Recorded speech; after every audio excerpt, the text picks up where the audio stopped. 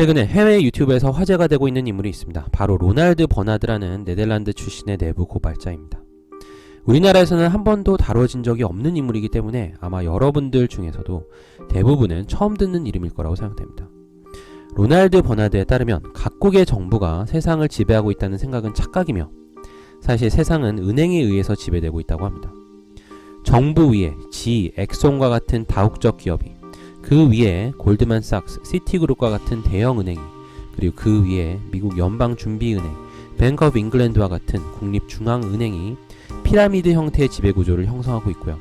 이들 위에는 IMF와 월드뱅크가 있고, 이 지배구조의 가장 높은 곳에 스위스 바젤에 위치한 BIS가 있다고 합니다. 그리고 이 BIS는 8,000명에서 8,500명 정도의 엘리트 집단에 의해서 조정된다고 합니다. 로날드 버나드는 인터뷰에서 이들이 일루미나티라고 직접적으로 언급하지는 않았지만 저항상 이들이 일루미나티라고 추정되고 있습니다. 지금 제가 이야기할 내용은 다소 충격적인 내용이 포함되어 있고요. 음모론에 빠진 사람의 망상이라고 간주하실 수도 있습니다. 물론 이 내용을 믿을지 말지는 언제나 그렇듯이 여러분들의 자유고, 저 또한 이 이야기를 100% 신뢰하지는 않습니다. 하지만 인터뷰 중에 로날드 버나드가 감정이 격해지는 장면이 있는데, 만약에 이게 거짓말이면 정말 타고난 연기자겠구나 싶을 정도로 진심이 느껴졌습니다. 그리고 로날드 버나드가 금융업에 대해서 상당히 해박한 수준의 지식을 갖고 있는 게 분명했고요. 거짓말을 할 뚜렷한 동기도 없어 보였기 때문에 그냥 헛소리로 치부할 수는 없다고 생각했습니다. 자, 그러면 지금부터 조금 더 자세히 로날드 버나드의 이야기를 들려드리도록 하겠습니다. 로날드 버나드는 어렸을 때부터 아버지로부터 많은 학대를 받으면서 자라났고요. 이때 경험 때문에 세상에 대한 부정적인 시각을 갖게 되었다고 합니다. 로날드는 어렸을 때부터 자신이 번 돈으로 어머니에게 용돈을 줄 수 있을 정도로 탁월한 경제적 감각을 갖고 있었고요. 그렇기 때문에 여성 의류회사, 자동차 거래회사, 그리고 무역회사를 운영하면서 사업가로서 큰 수완을 발휘하게 됩니다. 그러던 중 어느 날 로날드는 무역회사를 운영하면서 알게 된 브로커에게서 무엇을 위해서 그렇게 열심히 일하십니까? 라는 질문을 받게 됩니다. 로날드는 당연히 돈을 많이 벌기 위해서지요 라고 대답을 했고요. 이 브로커는 만약 돈을 버는 게 유일한 목적이라면 지금 당장 하는 일을 때려치우고 자신이 하고 있는 금융업의 일을 하라고 제안을 합니다. 그 대신 두 가지 조건을 내세웁니다. 첫 번째는 로날드가 이제부터 벌게 될 수입의 10%를 자신에게 주는 것이었고요. 두 번째는 앞으로 하게 될 일에 대해서 양심의 가책을 느끼지 않도록 양심을 꺼내서 영하 100도에 맞춘 냉동실에 넣어두라는 것이었습니다. 로날드는 왜 양심의 가책을 느낄지에 대해서는 크게 걱정을 하지 않았고요. 이 조건에 동의하게 되었고요. 그렇게 금융업에서 일하게 됩니다. 로날드는 서서히 그쪽 세계에서의 고객층을 넓혀갔고요. 실력을 닦게 됩니다. 그리고 자신이 그런 업무에 뛰어난 재능을 갖고 있다는 사실을 깨닫게 됩니다. 로날드는 환율거래, 자산관리 등 여러가지 금융 관련 업무를 했지만 주로 정부와 다른 은행들의 돈 세탁을 맡게 됩니다. 예를 들어서 고객이 벌어들인 돈에 대한 세금을 합법적인 방법으로 탈세할 수 있게 복잡한 금융 시스템을 구축하는 것도 그의 업무의 일부였습니다. 몇 년 전 화제가 됐던 세계 최대 탈세 사건이었던 파나마 페이퍼 스캔들이 로날드가 했던 업무와 비슷한 성격을 갖고 있습니다. 로날드는 이라크 달러라는 용어를 사용하기도 했는데요. 이라크 전쟁 때 공식적으로 석유를 판매하지 못하는 상황에서 로날드의 고객들은 비공식적인 루트를 통해서 석유를 판매했고, 그렇게 벌어들인 돈이 이라크 달러라고 설명하고 있습니다. 이때 로날드는 독일에 있는 어떤 은행 지하에 초대돼서 돈으로 가득 찬 수많은 트럭들을 보게 되었다고 합니다. 그리고 로날드는 이렇게 모여든 돈이 시장에 합법적으로 유통될 수 있게 파운드 마르크와 같은 세계 여러 통화로 돈 세탁하는 것을 도왔다고 합니다. 로날드는 이와 같은 업무를 처리하면서 자연스럽게 돈이 어디에서 어디로 흐르는지 알게 되었습니다. 알기 싫어도 자신에게 주어진 임무가 돈의 흐름을 관장해서 사고가 일어나지 않게 하는 것이었기 때문에 업무 처리를 위해서라도 돈이 어떻게 흐르는지 알아야 했다고 합니다. 그리고 돈의 흐름을 파악하면서 자연스럽게 누가 누구를 지배하고 있으며 누가 누구와 적인지 동맹인지 파악하게 됩니다. 로날드의 고객들 중에는 각국의 정부, 다국적 회사, 대형은행, 테러리스트 단체, 그리고 CIA와 같은 첩보기관들이 있었다고 하고요. 이러한 고객들로부터 세상이 사실은 어떻게 돌아가고 있는지에 대한 정보를 얻게 됩니다. 로날드는 첩보기관도 사실 흔히 생각하듯이 국민들을 보호하기 위한 기관이 아니라 범죄 조직에 가깝다는 말을 남겼습니다. 정부의 공직자들도 선거를 통해서 선출될 때까지는 대부분 진심으로 국민과 국가를 위해 봉사하겠다는 생각을 갖고 있지만 위에서 정해놓은 시스템을 통해서 천천히 순종하게 된다고 합니다. 그리고 이들이 하는 일들 중에는 전쟁에 자금을 지원해서 분쟁과 전쟁을 부추기는 것도 포함된다고 합니다. 가끔은 공개적으로 서로 적으로 인식되고 있는 고객들이 사실은 같은 편이며 일부러 분쟁을 일으켜서 이윤을 취한다고 하고 있습니다.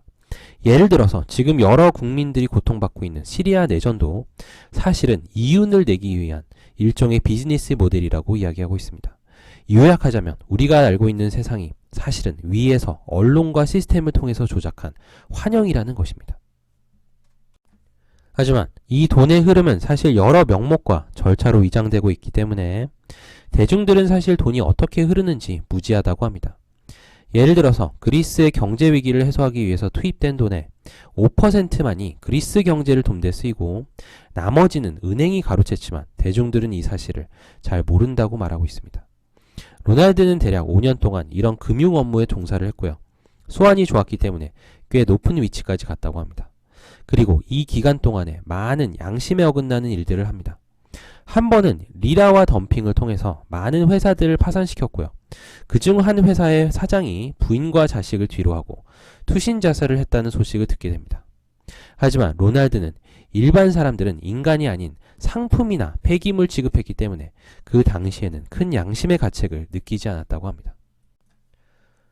그러다가 로날드에게는 그의 인생을 송두리째 뒤흔드는 또 다른 사건을 겪게 됩니다. 앞에서도 언급했지만 부를 장악하고 각국의 정부를 조정하는 피라미드 가장 높은 곳에는 8,500명 정도의 엘리트 집단이 있습니다. 이 집단 대부분은 하나의 공통된 종교를 갖고 있는데요. 기독교나 불교 같은 우리가 흔히 아는 종교가 아니라 루시퍼라는 어떤 영적인 존재를 숭배한다고 합니다. 로날드는 이 고객들과 접촉할 때 가끔 사탄의 교회라는 곳을 방문합니다. 그곳에서 그는 벌거벗은 여자와 술이 동반된 예배도 목격했었다고 합니다. 그리고 얼마 후 로날드는 해외로 초대를 받게 되는데 여기서 아이를 제물로 바칠 것을 요구당했다고 합니다. 인터뷰에서 로날드는 이 부분에서 감정이 격해졌는지 한동안 말을 하지 못합니다. 로날드는 그리고 그때가 한계점이었다고 밝히고 있습니다. 그는 어린아이였을 때 아버지로부터 학대를 받았던 기억이 되살아나서 도저히 그런 행사에 참여하지 못했다고 합니다. 여담이지만 악마 숭배와 인간 재물은 여러 일루미나티 경험담에서 반복적으로 언급되는 주제였고요. 일루미나티를 고발하는 사람들이 매번 해왔던 이야기입니다. 로날드는 그리고 그 일이 있은 후로부터는 냉장고에 보관해 두었던 양심이 되살아나서 조금씩 정신이 무너져 내렸고요. 위에서 내려오는 업무도 거부하기 시작했다고 합니다. 하지만 자신의 회사와 직원들도 직접적으로 영향을 받았기 때문에 출근을 거부하거나 일을 그만둘 수도 없었습니다. 그리고 커져가는 양심과 그 양심에 어긋나는 자신의 업무 내용이 계속해서 충돌하자 어느 날 로날드는 의식을 잃고 쓰러지게 됩니다. 정신을 차려보니까 자신은 집중치료실에 누워있었고 옆에서는 어머니가 울고 있었다고 합니다. 그리고 이때 일종의 임사체험을 겪었다고 하는데 인터뷰에서는 이 체험에 대해서는 자세하게 다루지 않습니다. 대신 로날드는 이 경험 이후에 자신이 완전히 탈바꿈하게 되었고요. 제2의 인생을 살게 되었다고 합니다. 로날드는 1년 동안 병원에서 치료를 받게 되고요. 태어난 후에 자신이 속해 있었던 단체에서 빠져나오게 됩니다. 그리고 그 과정에서 물리적 고문까지 당했다고 고백하고 있습니다. 이 고문은 로날드가 비밀 서약을 절대 깨지 않게 하기 위함이라고 말하고 있는데요. 그렇기 때문인지 자신이 구체적으로 누구와 그리고 누구를 위해서 일했는지는 밝히지 않고 있습니다. 로날드는 아직까지 자신이 살아있는 이유도 비밀 정보를 누설하지 않아서라고 말합니다. 로날드는 피라미드 꼭대기에 있는 8,500명은 우리가 은행이라 부르는 금융 시스템을 활용해서 사람들을 착취한다고 합니다. 그리고 이 8,500명의 지시를 받아서 피라미드 아래의 은행들을 총괄하는 곳이 스위스 바젤에 위치한 국제결제은행, 즉 BIS라고 말합니다. BIS는 먼 과거인 1931년부터 전 세계 금융본부로 인지되고 있고요. 각국의 중앙은행이 BIS의 규정을 따르고 있는데요. 웃긴 거는 이 BIS가 정부 조직이 아니라 민간단체라는 것입니다. BIS는 스위스나 어떠한 정부의 통제에 따르지 않는 독립적인 조직이며 모든 정부의 법에 대한 면제권을 갖고 있다고 명시하고 있습니다. 다시 말하면 세상 그 누구도 BIS가 정확하게 무슨 일을 하고 있는지 서류를 요구하거나 조사할 수 없으며 설령 잘못이 발견된다 할지라도 처벌할 수 없는 비밀 조직이 모든 나라의 금융을 총괄하고 있다는 뜻입니다. BIS는 게다가 독자적인 치안 서비스를 갖고 있어서 허가 없는 출입도 불가능합니다. 사실인지 아닌지는 여러분들이 직접 찾아보실 수 있습니다. BIS 아래에는 IMF와 월드뱅크가 있습니다. IMF는 우리에게도 잘 알려져 있는 기관인데요. 경제 위기에 빠진 나라에게 돈을 빌려주는 은행으로 알려지고 있습니다.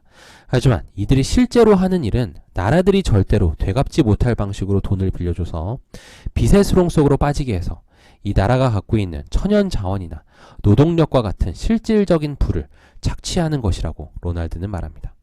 그리고 그 아래에 각국의 중앙은행과 시중은행들이 있는데요. 이들도 피라미드 지배구조 하에서 BIS의 지시를 따르고 있습니다.